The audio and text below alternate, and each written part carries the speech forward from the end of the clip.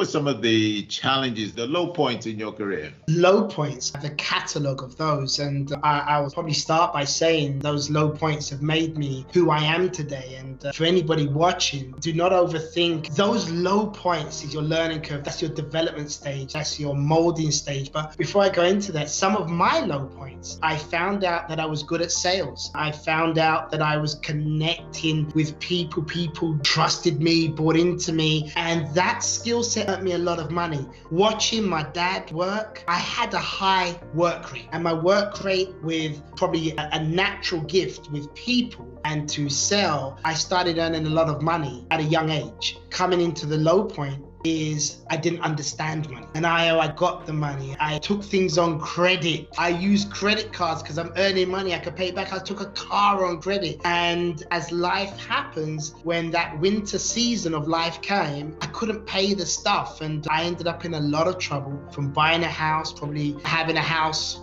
threatened for repossession. And it just wasn't one I'd buy before 30. I had 3 properties and I had them all up for repossession. And I was in a low point because there was nowhere to turn. I exhausted all avenues and that was a real low point. Plus there's many more. But okay, so you've got some success, because we do see this. People get some success. They begin to live their life too early on in the success. And you said the key thing, so this is a key point there. You've got to manage your finances. Would you say the hardest decision you've had to make in business? Hardest decision? That's a good question. I think I love people. I've had to make the right decision for the business and also show compassion for people. I've had to let go. That was a tough decision because I care about people. I care about their lives. And I made sure that I did transition it, give warning signs. And that was tough because I don't just work with people. I look at the people I work with as a business family. And so that was tough. You've got to also understand in business that there is no positive without negative. And you've got to really embrace that. There is no success without failure. So it is the yin and yang, if you like. So if you're going to go on this success, understand you may be put into uncomfortable situations, difficult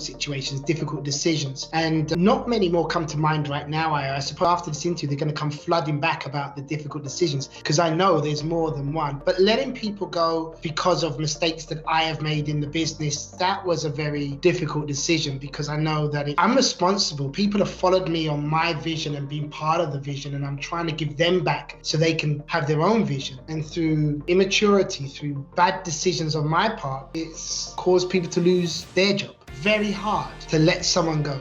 I get that, and really it is one of the ones I struggle with, letting people go. But I think you have to make the right decision at the time for things to continue to grow. And just dawned on me listening to you where you have messed up, and because you're messed up has become other people's mess. Yeah.